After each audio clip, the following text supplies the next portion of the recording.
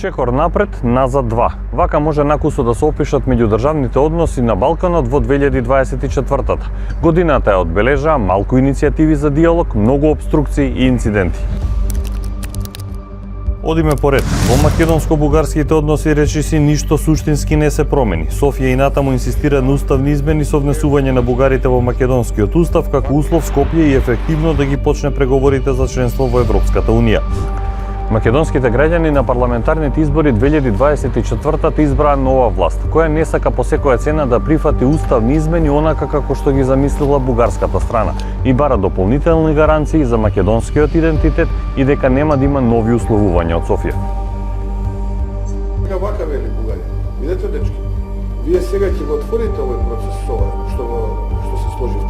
Може да го отворите првиот кластер, треба да седнеме да разговараме за мосливските прашања. И тука што правиме? Повторно, вето. Бугарија долг период нема политичка влада. Единствениот функционален диалог беше оној меѓу претседателите Силјановски и Радев, кој е најпостојан елемент во бугарската политичка елита во моментов. Не е проблемот само с навременното вписване на българите в Конституцията на Северна Македония. Наистина ние очакваме правителството и парламентът на Северна Македония по-скоро да извршат всичко, което е заложено в преговорната рамка и в договорот за добросъседство. Ако ситуацијата е комплицирана во македонско-бугарските односи, тогаш што да се каже за Србија и Косово? Диалогот Белград-Приштина стагнираше во 2024-та. Единствениот обид на Брисел да ги седне на заедничка маса Курти и Вучич пропадна во јуни. Последната средба меѓу преговарачите се одржа 2 недели пред крајот на годината. Тогаш беше постигнат договор за примена на декларацијата за исчезнатите лица од конфликтот во Косово. Инцидентите во Бањска и Ибар Лепенец, одлуката за српскиот динар, само ја отежнуваа ситуацијата. Признавањето на Косово од страна на Србија и заедницата на српски општини во Косово остануваат посакувани, но неостварени мисии на двете страни во преговорите. Официјална Приштина бара Брисел да изврши притисок. Dok sam predsjednik Srbije, Srbija neće priznati nezavisnost Kosova. Dok sam predsjednik Srbije, Srbija će biti vojno neutralna.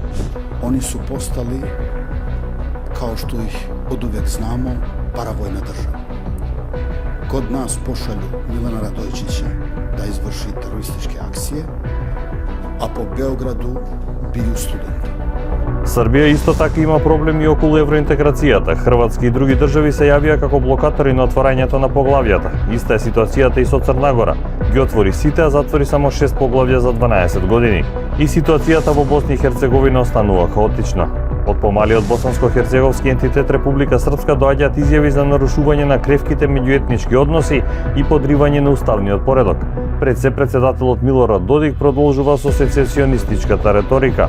Кулминација беше усвојувањето на посебниот изборен закон и законот за референдум, кој ги усвои Националното собрание на Република Српска, кој беше отфрлен од Уставниот суд и предизвика загриженост кај меѓународната заедница.